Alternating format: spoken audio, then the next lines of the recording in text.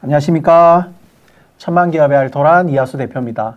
안녕하세요. 주상이사입니다. 네, 우리 식구 중에 가장 미인이 나오셨습니다. 네, 저희 항상 웃습니다. 우리 주상이사님이 정말 우리 기업 영업도 오래 하셨고 굉장히 전문적인 또 소견도 있고 능력도 있고 경험치도 많으시거든요.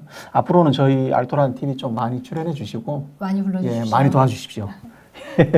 오늘은 좀 우리가 어떤 얘기를 나누나요? 네, 오늘은 대표님들이 가장 궁금해하신 주제 중에 하나인 승계와 또 내지는 청년 창업에 관해서 말씀을 좀 나누려고 합니다. 현재 대표님들이 가지고 계신 고민들이 여러 가지가 있으신데요. 그 중에 가장 큰 고민이시라고 하면 기업이 잘 돼서 기업 가치가 많이 올라갔는데 너무 올라가서 오히려 승계하기가 어렵다라는 그렇죠. 말씀들 예, 하세요. 우리나라의 증여세와 상속세 굉장하죠. 맞습니다. 그런데 또 좋게 생각하면은 회사가 처음 창업을 이제 시작돼서 지금 10년, 20년, 30년이 지났다고 하면은 그 오랜 시간을 또 버텨낸 것만 해도 대단하신 거죠. 그렇죠. 그리고 지금 10년, 20년, 30년이 지난 회사는 일종의 장수기업이거든요. 그래서 기업 가치가 큰 게 당연한 거고, 다만 우리가 이제 세금을 무시할 수 없으니까 자녀분들에게 승계를 하실 때는 절세할 수 있는 방안을 좀 찾고 하는 게 좀 중요하다고 생각합니다. 네, 대표님께서 일반적인 증여나 상속이 아닌 그런 솔루션이 아닌 자녀법인을 창업을 하는 것을 활용한 어떤 그 승계 구조를 만드는 것을 좀 많이 진행을 하신다고 하셨어요. 네, 요즘 좀 제일 유행이죠. 여러 사장님들도 많이 들어보셨을 텐데 우리가 흔히 얘기하는 자녀법인 솔루션입니다. 그래서 자녀법인은 사실은 세법적인 용어는 아니고 우리 사장님들의 이제 직계, 비속 그리고 이제 손자녀까지 갈 수 있겠죠. 네. 그래서 우리 사장님들의 직계 비속분들이 법인을 창업을 하셔서 사장님과의 어떤 이제 핑퐁을 하는 거거든요. 그래서 지금 현존하는 저희 컨설팅 이제 승계하는 방법 중에는 가장 좋은 방법 중에 하나가 자녀법인 설립을 통한 컨설팅입니다. 네, 이렇게 좋은 자녀법인 컨설팅인데 요번에 이로 인해서 받을 수 있는 혜택이 세법 개정안 때문에 네네네. 대폭 줄어들 수 있다. 그래서 저희가 서둘러야 된다라는 얘기를 좀 많이 해주셨어요. 네네. 이 부분 좀 설명 좀 해주세요. 일단 제가 계속 이제 그 말씀을 드릴 텐데 네. 올해 국세청이 이제 작년에 사실은 시작을 했죠. 그래서 현재는 우리 자녀법인을 창업이거든요. 창업을 네. 할 때 아무래도 직계 비속이니까 좀 청년이지 않겠습니까? 맞습니다. 청년이 창업을 할 때는 국세청에서 굉장한 혜택을 줍니다. 그냥 단적으로 말씀드리면 얼마를 법인에서 법인세를 5년간 한 푼도 안 내는 그런 방법이 있거든요. 그런데 그게 이제 올해가 마지막입니다.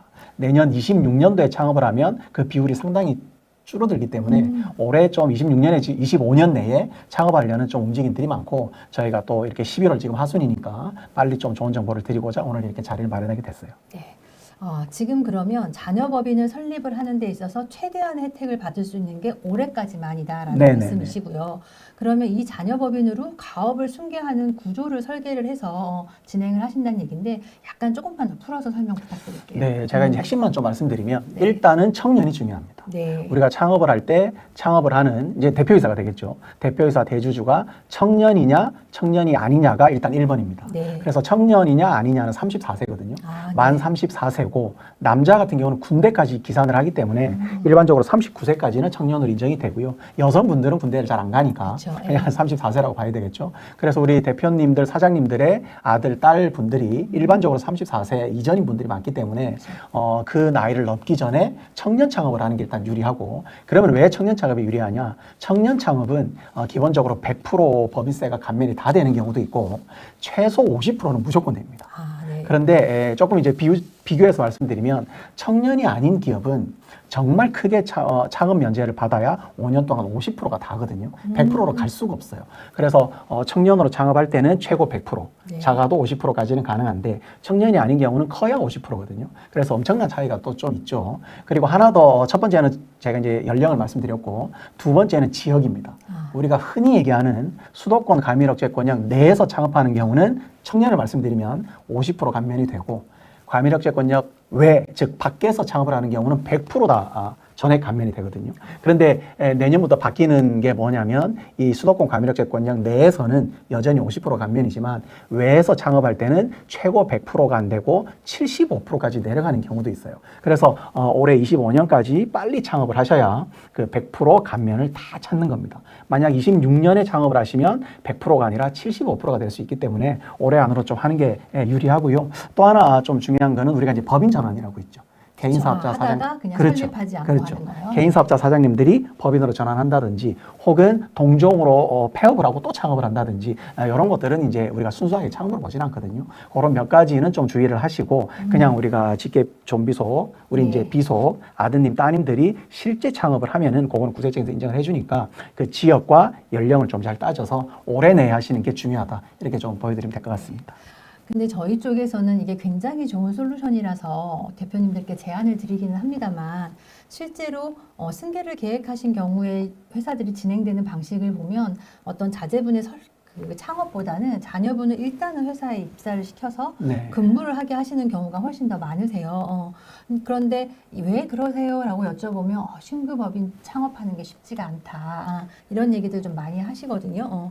이제 이럴 경우에 신규 법인으로 하시는 거나 아니면 그냥 우리 아버지 회사에 입사해서 했을 경우에 어떤 부분이 좀 더 차이가 있을까요? 기본적으로는 우리 이사님이 말씀하시는 것처럼 저희가 필드에 나가서 영업을 해봐도 부모님의 법인에 자녀들이 들어있는 경우가 많죠. 그쵸, 예. 그래서 직원으로 있는 경우도 있고 임원으로 있는 경우도 있고 그런데 일반적인 직계 우리 이제 자녀분들이 아버지 어머니 회사에 들어와서 일을 이제 계속 배우면서 하십니다. 이렇게 하시면서 점점 주식을 좀 이동을 시킨다든지 혹은 주식 가치를 좀 조정해서 조금 더 절세를 하면서 네. 이동을 시킨다든지 그런데 그렇게 하는 게 한계가 있거든요. 예를 들어 부모법인이 부동산을 가지고 있으면 이 주식가치 줄이는 것도 한계가 있어요. 쉽지 않죠. 예, 네, 그렇죠. 맞습니다. 이게 부동산이 떠받들고 있기 때문에 절대 그 주식가치가 만만하지 않습니다. 그래서 기본적으로 이렇게 컨설팅을 받고 하시다가 결국은 국세청의 이제 특례 정책 있죠. 네네. 예, 가업승계 증여세 과세 특례라든지 네. 가업상속공제 쪽으로 상속공제. 많이 가시거든요. 근데 우리가 요 방법을 1번이라고 표현을 하면은 오늘 저희가 주로 말씀드리는 방법은 2번인데 네. 그 2번이 이 자녀가 새롭게 법인을 창업을 해서 기업을 창업해서 아버지 회사와 어떤 이제 거래라고 표현하기는 좀 그런가요? 이 거래라는 게 사실은 우리 사장님들이 많이 알고 계신 일감을 좀 몰아준다든지 네. 일감을 좀 떼어준다든지 떼어준다든지. 이제 이런 네. 일들이죠. 그런데 여기서 저희가 정말 조심해야 될 부분은 이 일감을 나눌 때 정말 어떤 부당행위가 있어서는 안 됩니다. 시가로 정확하게 계산을 한다든지 네. 자녀법인의 정체성이 명확하다든지 이런 주의할 점을 잘 지키시면은 이 부모법인에서 자녀법인으로의 어떤 이동 또 이 두 법인을 활용한 어떤 컨설팅을 통해서 아까 말씀드린 1번 특례 정책도 네. 있지만 2번 자녀법인을 활용한 이런 승계 전략도 굉장히 좋고요. 그리고 이 창업을 할 때 다시 한번 말씀드리지만 어떤 여러 가지 방법을 잘 강구해서 국세청이 인정하는 저희가 이제 적격 창업이라는 표현을 하는데 네. 적격적으로 창업을 잘 하셔야 됩니다. 왜 특히 이제 자녀법인을 설립하는 데까지는 어떻게 했어요. 네. 그런데 문제는 네, 적격 창업이 중요하죠. 예, 예. 얘를 성장을 시켜야 되는데 그게 예. 사실은 좀 쉽지 않잖아요. 네네네. 고생해서 만들어 놓은 우리 자녀법인을 잘 성장시킬 수 있는 뭔가 좋은 방법이 있을까요? 우리 이사님은 우리 법인이 탄생을 해서 5년 정도 생존율이 몇 프로 정도 되는지 아세요? 되게 적죠. 저희 알죠. 그죠? 그렇죠. 뭐 예. 30%, 35% 그 구간이거든요. 네. 그래서 10개의 회사가 창업을 하면 살아남는 회사가 3개 정도밖에 안 됩니다. 5년을 버티는 회사가. 그만큼 이게 이제 회사가 계속 기업으로 가는 게 이제 성장하는 게 굉장히 어려운 일인데 두 가지가 이제 좀 중요한 것 같아요. 첫 번째는 당연히 이제 부모법인에서 어떤 이제 일감 나눠주기나 네. 일감 몰아주기, 일감 떼어주기 이런 이제 서포트 아닌 서포트가 좀 중요하죠. 시가를 활용한다든지 적격을 해야 됩니다. 네. 이런 정확한 부모법인과의 거래도 좀 중요하고요. 두 번째는 이걸 베이스로 해서 자녀법인이 충분히 본인의 시장을 개척을 해야 됩니다. 이걸 이제 우리가 마케팅이라고도 하고 팔로라고도 네네. 하는데 이 마케팅과 팔로를 잘해서 스스로 자생을 할 수 있어야 되거든요. 그런데 이 자생을 할 때 정말 중요한 게 돈이죠.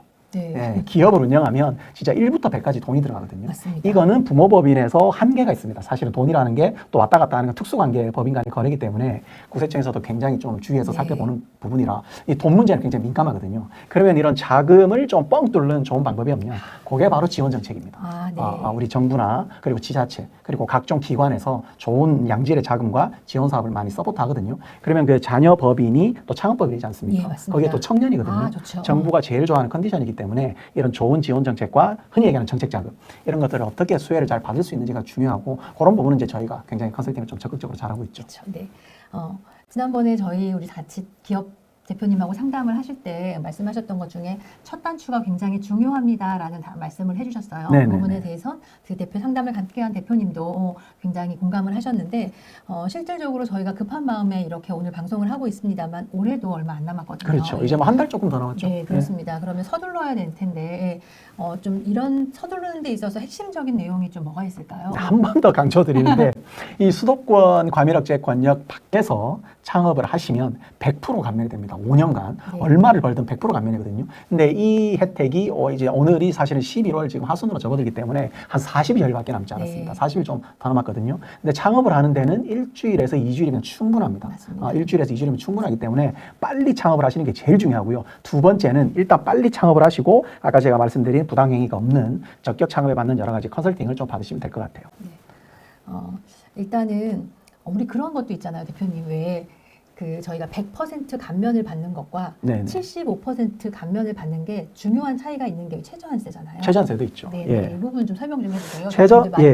이 최저한세는 우리가 이제 법인은 7%입니다. 그냥 간단하게 7%인데 예를 들어서 이제 세액공제나 세액감면이 여러 가지가 있거든요. 그렇죠. 예. 세액공제나 세액감면이 여러 가지가 있는데 아무리 공제와 감면을 받아도 7%는 최소한의 법인세를 내라. 그래야 이게 우리나라도 정부가 그렇죠. 할 테니까요. 정부에서 예. 그 법인세를 걸어서 또 좋은 일에 네, 쓰니까. 맞습니다. 그래서 최소한의 세금을 내야 되는 법인세 7%가 최저한세라고 표현을 합니다. 네. 그런데 이 청년이 적격 창업을 해서 100%의 세금 감면을 받으면 그 최저한세가 없어요.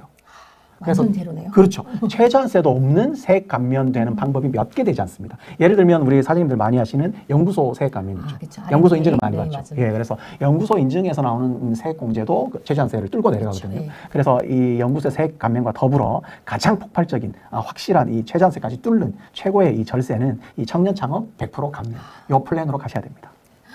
그 말씀은 지금까지 완전한 면세 구간에 있었던 제로의 세금을 받을 수도 있는 지금 구간이 시간이 얼마 그렇죠. 안 남았다는 예. 거고요. 한 달 좀 더 남았습니다. 네, 그래서 만약에 이 부분을 놓치게 되면 내년에는 그 어디에 창업을 하시더라도 제주도건 어디건 하시더라도 세금을 내야 되는 구조가 최저한세가 지금 명확하게 발표가 된 네네. 건 아닌데 내년 창업을 하시면은 최저한세에 좀 걸릴 수가 있습니다. 그래서 그렇죠. 예. 지금은 최저한세를 제가 뚫고 내려간다고 표현을 드렸는데 내년에 창업을 하시면 이 최저한세가 어느 정도는 좀 부담이 될 수 있어요. 그렇죠. 예.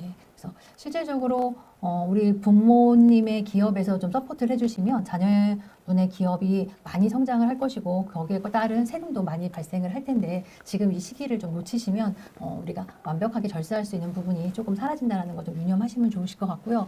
그러면 이게 왜 기업을 설립을 하는 데 있어서 창업일이 중요한 거잖아요. 네, 창업일이 중요하죠. 그 창업일의 기준은 어떻게 되는 건가요? 창업일은 우리가 이제 개인사업자 사장님이 계시고 그리고 법인사업자 사장님이 그렇죠. 계신데 네. 우리 자녀분이 자녀법인을 설립할 때도 법인으로 설립을 해도 되지만 개인사업자도 상관없습니다. 개인사업자와 법인은 전혀 뭐 개인사업자라고 디스카운트 받는 게 없거든요. 그래서 굳이 법인으로 시작하지 않고 처음에는 조금 가볍게 개인으로 시작하셔서 나중에 법인으로 전환하는 방법도 있거든요. 그래서 개인사업자와 법인 두 가지로 생각을 좀 하시면 되고 개인사업자는 말 그대로 사업자 등록일입니다. 네. 우리가 사업자 등록증을 뗐을 때 개업 연월일 있죠. 나오죠. 예. 그 날짜로 보시면 되고 법인은 좀 다릅니다. 법인은 사업자 등록증의 날짜가 아니라 법인 등기부 등본을 보면 거기 성립 연월일이 있거든요. 네네네. 그래서 등기부상의 날짜라고 보시면 돼요. 그렇죠. 그런데 보통 그게 거의 다 붙어 있거든요. 붙어있기도 한데 떨어지는 경우도 떨어지는 있더라고요. 경우도 있죠. 있어요. 이게 차이가 네. 좀 나는 경우가 있어요. 네. 그런데 법인 같은 경우는 등기부 등본이 우선이다. 네. 이렇게 보시면 될 것 같습니다. 법인은 등기부 등본의 설립 등기일, 그다음에 개인은 개인 사업자 등록. 맞습니다. 딱 창업이 예, 되거든요. 예. 그런데 이렇게 좋은 세제 혜택을 받으려고 한다라고 했을 때 무조건 그냥 설립만 해놓는다고 다가 되는 건 아니잖아요. 그렇죠. 네. 예. 어떤 요건들을 좀 더 충족시켜야 될까요? 아까도 한번 말씀드렸는데 일단 연령입니다. 나이, 그래서 네. 34세, 네. 남성 같은 경우는 군대 복무까지 더하니까 최고 이제 39세까지는 되고요. 여성은 일반적으로 34세가 되겠죠. 그리고 두 번째는 지역입니다. 저희 화면에 이렇게 뜰 것 같은데 네. 수도권 과밀억제권역 내외를 구분하셔서 하셔야 되고요. 그리고 또 하나는 국세청이 정말 눈여겨보거든요. 요즘 그 1인 법인 같은 게 좀 굉장히 허점이 많아서 뉴스가 된 적도 있죠. 맞습니다. 그래서 자녀가 법인을 설립해서 이 활동을 할 때는 이 100% 세금 감면을 받기 위한 어떤 그 조세회피 목적이 아니냐 이런 좀 오해 눈초리가 있기 때문에 아까 말씀드린 그 적격 창업이라는 툴을 반드시 네. 거쳐야 되고 그런 적격 창업은 이제 저희 같은 좀 경험이 많은 컨설턴트들이 잘하고 있죠. 우리가 창업을 하는 데 있어서 대표님이 나이 요건하고 지역 요건까지도 말씀을 해주셨어요. 네네. 그런데 이게 모든 업종에 해당하는 건 아니잖아요. 그렇죠. 그래서 네. 업종에 관한 부분도 좀 신경을 쓰셔야 될 것 같은데 요거 좀 말씀 좀 해주세요. 업종은 우리가 상식적으로 생각하시면 됩니다. 네. 그래서 우리 정부가 제일 좋아하는 업종이 제조업이거든요. 제조업이죠. 예, 우리나라는 이제 수출로 먹고 사는 나라이기 때문에 그리고 또 하나는 제조업이 가지고 있는 장점이 또 고용이 많이 생기지 않습니까? 네, 맞습니다. 그래서 제조업은 싸울 일이 별로 없습니다. 그래서 제조업을 하시는 경우가 가장 많고 또 하나는 요즘 이제 MZ 우리 사장님들도 젊으시니까 어떤 뭐 유통업도 좀 스마트하게 하시거든요. 그래서 유통업은 무조건 된다 안 된다 이렇게 따지지 말고 저희가 이제 예. 표현한 좀 스마트한 유통업이라는 표현을 하는데 그런 쪽으로 이제 우리가 전자상거래라든지 예, 그리고 통신파 그렇죠. 네. 이제 그런 일 스마트를 좀 이렇게 엎으면 좋고요. 그리고 이제 IT 기업 같은 경우는 괜찮습니다. 그런데 주의할 점은 뭐 예를 들면 우리 임대업은 잘 안 돼요.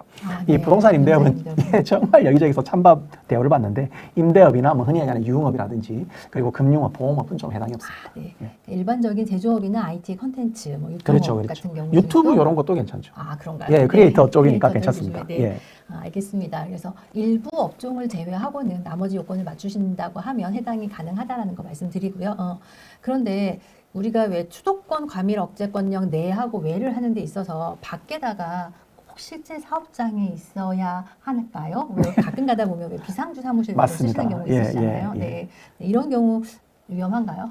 비상주라는 이름 자체가 잘못됐죠. 그러니까 예를 그런가요? 들면 네. 우리가 사업을 하는데 음. 저희가 이제 본점 등기를 하지 않겠습니까? 예를 들어 네, 네, 용인시에 많이 하거든요. 용인시, 김포시에 이제 많이 하는 편인데 용인시, 김포시에 본점으로 등기를 하는데 네. 그 사무실이 비상주라는 거는 앞뒤가 안 맞죠.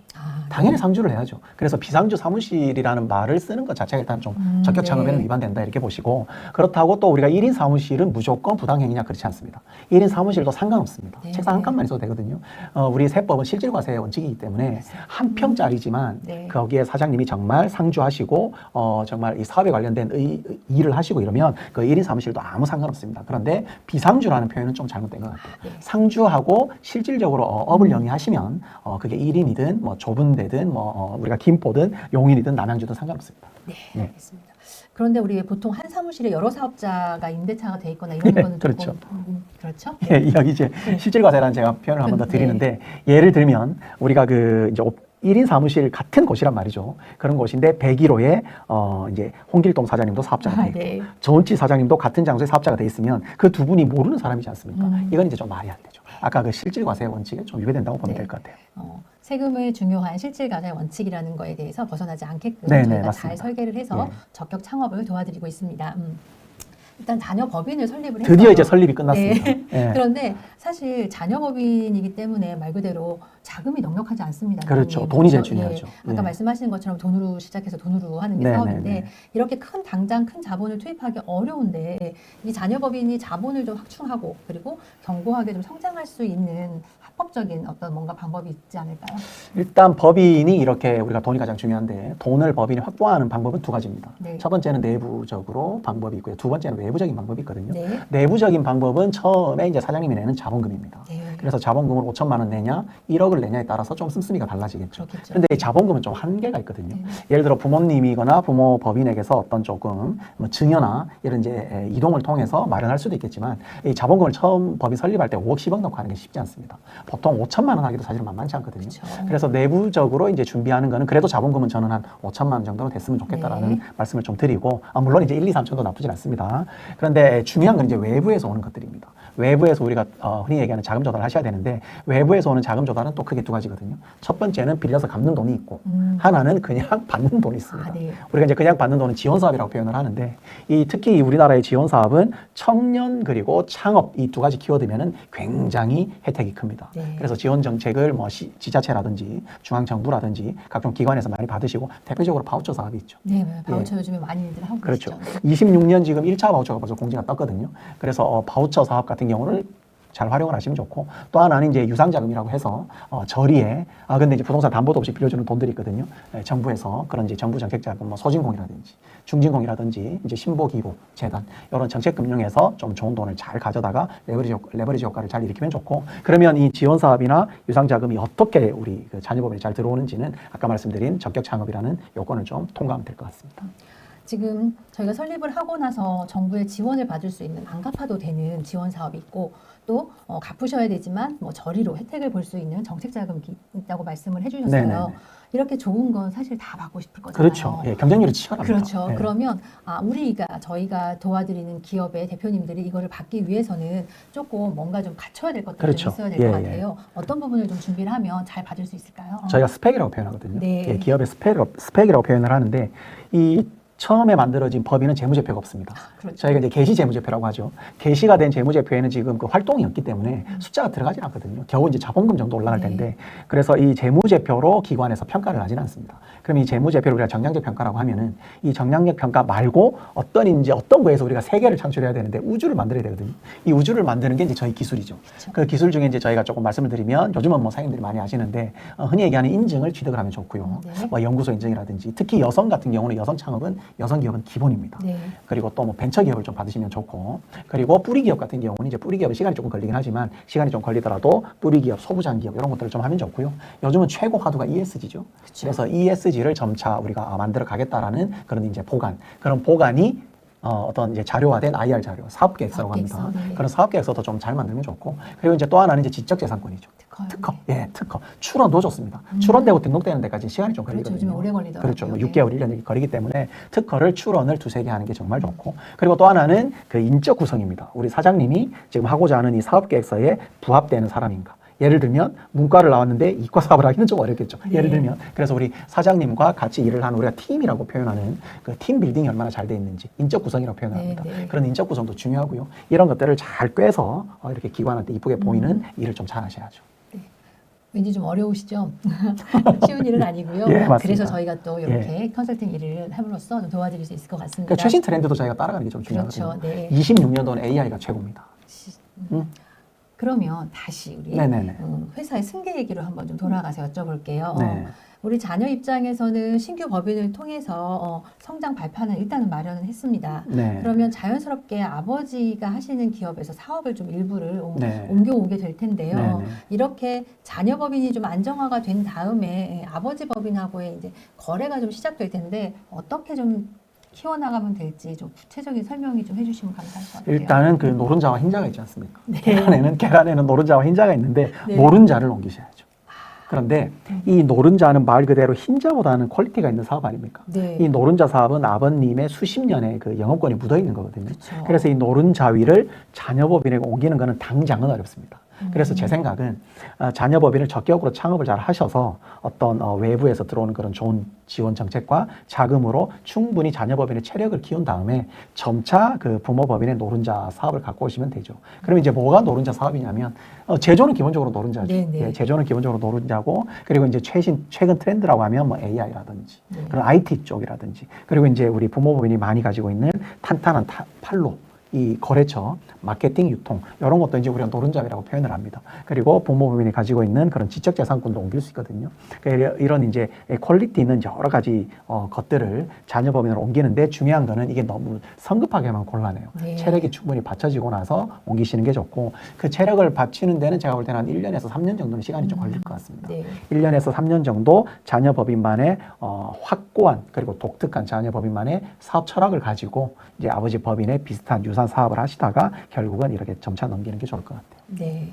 처음부터 아버지랑 똑같은 사업을 똑같이 진행한다라기보다는 아버지와 협업할 수 있는 부분 중에 마케팅이라든가 IT 개발이라든가 일부 부분에 대한 제조라든지 이런 부분들을 진행을 해서 맞습니다. 안정화를 좀 시키고 체력을 키운 후에 아버지의 본 노른자를 가져오자라는 말씀이신 거죠? 맞습니다. 네, 알겠습니다. 그 대표님들이 걱정하시는 것 중에 또 한 가지가 우리 대표님들이 절세를 위해서 뭔가 액션을 했을 때 이렇게 세무조사가 뒤돌아오는 게 아닌가라는 고민들을 좀 많이 걱정을 하세요. 이 부분에 대해서 좀 한번 짚어보고 넘어가야 될 것 같은데 이런 리스크를 조금 줄인다라고 표현을 해야 되나? 그럴 수 있는 방법이 좀 있을까요? 충분히 리스크가 되죠. 이제 우리가 사업을 하다 보면 국세청은 정말 요즘 친구들 말로 하면 넘사벽이라는 표현을 쓰는데 국세청은 진짜 이렇게 엮여서 좋을 게 별로 없거든요. 그런데 우리가 이렇게 보면 될 것 같아요. 실질과세 원칙이 일단 대원칙이기 때문에 자녀법인의 설립 목적이 부모법인의 매출을 단순하게 나눠서 법인세를 줄이고 법인세를 이제 한 법인이 낼 걸 두 법인이 내면 줄어들지 않겠습니까? 그리고 이제 부모법인의 부모의 근로소득세를 줄인다든지 우리가 흔히 얘기하는 조세회피 목적이 있으면 안 돼요. 그래서 넓게 보면은 이 자녀법인이 만들어진 목적은 부모법인이 내는 세금을 좀 나눠서 절세하자 이런 뜻은 절대 아니고요. 말 그대로 우리 부모법인의 이 좋은 사업 능력을 승계를 하는데 아까 말씀드린 것처럼 국세청의 특례 정책을 써도 좋지만 또 자녀법인은 자녀법인의 색깔대로 사업을 영위하면서 부모법인의 사업권을 좀 이양받는 그런 형태가 네네. 좋거든요. 그래서 첫 번째는 이 적격 창업을 또 말씀드리는데 이 적격 창업이 너무너무 중요하고 요 조세 회피를 피할 수 있는 적격 창업의 방법은 이 여러 가지가 있겠지만 일단 기본적으로는 장소죠. 아버지, 아버지 회사 안에 임차를 하면은 그게 틀렸다는 뜻은 아닙니다. 그런데 국세청의 그 송국 같은 질문을 피하기는 좀 어렵겠죠. 그렇군요. 그래서 같은 값이면 아버지 회사 외에 창업을 하는 우리가 이제 흔히 얘기하는 물리적인 공간이라고 표현을 하는데 그 물리적인 공간을 예를 들면 아버지 회사랑 멀수록 좋겠죠. 예를 들면. 네. 그래서 그 부분을 반드시 좀 명확하게 구분을 하시고 두 번째는 또 아버지 회사에 있는 우리 이제 종업원들, 직원분들이 아들 회사에 가서 이렇게 일을 하는 건 안 됩니다. 당연한 얘기인데 이런 일들은 또 좀 곤란하고 또 하나는 뭐 이 부모법인과 자녀법인 간의 거래가 있을 텐데 아까 말씀드린 것처럼 반드시 시가로 하셔야 됩니다. 자녀법인이라고 저렴하게 혹은 또 비싸게 이렇게 파는 건 안 되죠. 그래서 어떤 물리적인 공간이라든지 그리고 직원이라든지 그리고 또 어떤 그런 시가에 관련된 거래라든지 이런 것들을 명확하게 좀 구분을 하시고 예를 들어 아버지 회사에서 부모법인에서 일감을 좀 이렇게 몰아준다든지 떼어줄 때도 자녀법인이 충분히 그걸 소화할 수 있는 체력이 중요하고 자기만의 또 어떤 스타일대로 조금 이렇게 한 바퀴 두 바퀴 자기만의 스타일대로 돌려서 매출을 또 일으키는 게 좋겠죠. 그래서 판로를 잡고 여러 판로로 확대하는 게 중요합니다. 예. 이게 숨기는 절세가 아니라 그렇죠. 명확하고 드러내야 들어줄 수 됩니다. 있는 그럼요. 구조를 만들어야 예, 예. 된다라는 거고 예. 실질적으로 설립을 할 때도 디테일한 준비가 필요하고요. 그걸 운영해 나가는 데 있어서도 아주 디테일한 계획과 그렇죠. 실행이 예, 필요하겠다라는 예. 생각이 듭니다. 예. 우리가 가업승계라고 얘기를 하면 세금, 증여 이런 단어들 막 다 떠오르잖아요. 네네네. 근데 지금은 제가 대표님 말씀을 듣다 보니까 구조 설계라는 단어가 더 훨씬 더 그렇죠. 와닿는 맞습니다. 것 같아요. 설계가 중요합니다. 예. 저희는 이제 설계자라고 표현을 하거든요. 네. 저희 이제 컨설팅 하시는 분들은 이제 설계자라고 표현을 하는데 우리가 이렇게 붕어빵처럼 법인을 하나 만들어내는 건 어려운 일이 아닙니다. 그렇게 크게 돈이 드는 가는 것도 아니고. 그렇죠. 예. 그런데 여기 이 만드는 거는 중요한 게 아니고 여기에 이제 두 가지인데 하나는 첫 번째 적격 창업을 잘 하는 거고 두 번째는 적격 창업을 한 자녀법인을 한 최소한 3년 정도? 3년 정도는 그 스펙을 단단하게 만들어야 돼요. 그래서 네. 적격 창업 1번, 2번은 스펙을 만들기인데 이 스펙을 만드는 게 한 2, 3년은 걸리거든요. 네. 요 부분이 사장님과 그리고 우리와 그리고 이제 자녀 사장님이 자녀가. 이 삼위일체가 돼서 이 스펙을 잘 만들면 한 3, 4년 뒤가 되면 정말 괜찮은 회사가 될 것 같아요. 네, 예. 알겠습니다. 자, 이제 자녀법인도 만들었고 저희가 함께 합심해서 한 3년 정도 아주 탄탄하게 해서 사업을 통해서 이익도 좀 생겼습니다. 이제 이 쌓인 이익을 가지고 아버지 회사에 대한 주식 같은 걸 좀 인수를 좀 해야 되잖아요. 그렇죠. 예, 그래야도 예. 승계라는 게 예, 예, 우리가 맞습니다. 이루어질 텐데 예. 이제 어떻게 진행하면 될까요? 요게 어떻게 보면 제일 포인트죠. 포인트고 저희 컨설팅 하시는 분들이 또 노하우기도 합니다. 그리고 이 저희의 노하우라는 뜻은 반대쪽에 있는 국세청에서 볼 때는 또 좀 아이고. 눈여겨보기도 하거든요. 네. 그래서 저희가 정말 법에 위배되지 않는 범위 내에서 합법적인 절세를 하는 거고 일단 이게 제가 이 말씀을 먼저 드리고요. 이제 저희가 몇 가지 좀 사례를 말씀드리면 예를 들면 A법인을 부모법인이라 표현을 하고 네. B법인을 자녀법인이라 표현을 하면은 아까 말씀드린 B법인, 자녀법인을 적격 창업하고 한 3, 4년, 2, 3년 정도에 걸친 스펙 만들기, 단단하게 만들면 이 회사가 드디어 이제는 단단해집니다. 그러면 부모법인에서 어떤 일감 몰아주기를 받아도 충분히 소화하고 본인만의 또 사업으로 만들 수도 있거든요. 이렇게 한 5년, 6년 정도 하다 보면은 이 자녀법인이 굉장히 튼튼해집니다. 성장을 그리고 이익잉여금도 많이 쌓여있겠죠. 그 이익잉여금은 일부는 기계설비로도 가 있고 종업원, 직원 고용으로도 가지만 또 일부는 그 현금으로도 있거든요. 네. 그래서 이 법인과 법인 간에는 거래를 할 수 있기 때문에 우리 부모법인에 있는 아버지, 어머니 주식을 이 자녀법인에서 사올 수도 있겠죠. 네. 예를 들면. 그래서 이 주식을 일반적으로는 아버지가 자녀에게 자녀님끼리 증여도 가능할 수 있지만 이 아버지의 주식을 자녀법인이 충분히 사거나 혹은 증여를 받을 수도 있거든요. 네, 네. 이런 식으로 해서 이 자녀법인이 아버지 법인과 어떻게 보면 한 몸이 될 수 있습니다. 주주명부를 보면 이 주주명부에 자녀법인이 주주로 들어오고 그 자녀법인이 주주로 들어오면 어떤 이제 배당 정책이라든지 이제 여러 가지 우리가 엑시트 전략으로 표현을 하는데 자기 주식이라든지 이런 이제 여러 가지 컨설팅 툴을 통해서 점점 부모법인의 부를 자녀법인으로 합법적으로 절세하면서 옮길 수 있죠. 그러면 우리는 저희가 하는 일이 그렇잖아요, 대표님.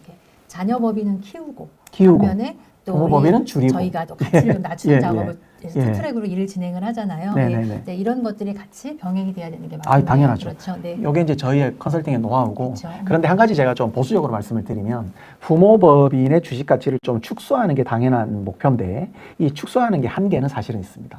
아까 제가 처음에 말씀드린 것처럼 부동산 자산이 있으면 네. 더 이상은 내려가지 않거든요. 그래서 자녀법인에서 부모법인의 이제 주식을 우리가 옮긴다라는 표현을 쓰는데 주식 가치를 조정을 하면서 저희가 최선을 다해서 그 일을 하지만 부동산이 꽤 큰 우리가 이제 정말 큰 스펙으로 있다고 하면은 그 부분은 저희가 조금 더 연구를 해야 되고 오히려 이런 시간이 좀 더 걸릴 수도 있어요. 그런데 이제 부모님이 보실 때는 어떤 손익계산상의 매출도 중요하지만 이 부동산이 정말 또 노른자가 될 수도 있거든요. 그래서 이 노른자인 부동산을 자녀법인으로 옮기는 이런 일들이 굉장히 중요하고 또 어렵고 뭐 또 저희의 좀 핵심 컨설팅 노하우라고 그렇죠. 표현을 드리면 네. 되겠네요. 마지막으로 이 모든 전략을 실행을 할 때 우리 왜 주의해야 될 사항 있잖아요. 가장. 주의해야 될 사항은 첫 번째는 속도입니다. 일단은 자녀법인을 오래 만드시는 게 가장 유리합니다. 그렇죠. 네, 그래서 이게 just do it이라고 하루 이틀 고민하다가는 한 해가 그냥 끝나거든요. 이 자녀법인을 만드는데 한 2주면은 제가 볼 땐 될 것 같습니다. 왜냐하면 우리가 부동산을 사서 하는 일이 아니고 네. 일반적인 자녀 임대차로 처음에 시작을 하거든요. 그래서 2주 정도면 저희가 적격 창업의 조건을 충분히 갖출 수 있고 그래서 일단은 속도입니다. 두 번째는 속도에 맞게 법인을 만들었으면 동시로 적격 창업의 요건을 우리가 다 갖다 붙여야 돼요. 그리고 정부가 좋아하는 아까 말씀드린 그런 가점들 네. 그런 것들을 신경 써서 혼합을 해서 설립을 정말 잘해야 됩니다. 설립을 정말 잘하고 그리고 또 하나는 국세청이 늘 호시탐탐 보고 있기 때문에 문서화를 잘해야죠. 네. 부당행위를 피해야 되기 때문에 그런 문서화를 통해서 명백한 합법적인 그런 실질 과세에 부합되는 그런 법인을 빨리 만드는 게 가장 중요합니다. 확실하게 우리 형식적 절차를 제대로 잘 지켜서 문서화도 잘 해놓고 이 속도가 중요하다는 측면은 정말 더 점점점 필요한 것 맞아요. 같아요. 예전에는 뭔가 개정안이라든가 이런 것들이 나오면 보통 다음해 1월 1일부터 좀 이렇게 유예 기간을 뒀죠. 이런 게 있었는데 이번 정부에서는 왜 일요일 날 발표하고 월요일부터 막 이런 것도 있잖아요. 그러다 보니 좋은 솔루션들이 자꾸 막히는 경우들이 계속 생기고 있습니다. 맞습니다. 그러니까 저희가 같이 고민하셔서 빨리 결정하시고 속도 있게 또 치밀한 문서화를 통해서 진행을 하시면 좋을 것 같습니다. 다시 한번 강조하자면 2025년 남은 거의 한 달여 정도의 시간 동안에 실행을 하시느냐 안 하시느냐에 따라서 많은 세금 혜택이 달라지고 있기 때문에 이 부분 놓치지 않으셨으면 좋겠습니다. 네.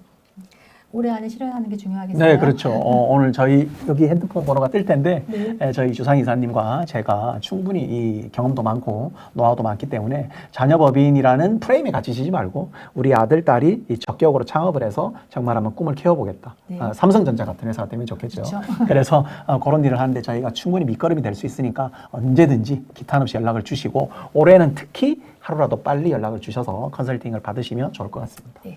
저희가 성심성의껏 또 최선을 다해서 도움을 드리도록 하겠습니다. 네네. 지금까지 영상 같이 해주셔서 감사하고요. 다음 영상에서도 다시 한번 뵙도록 하겠습니다. 네, 감사합니다. 감사합니다.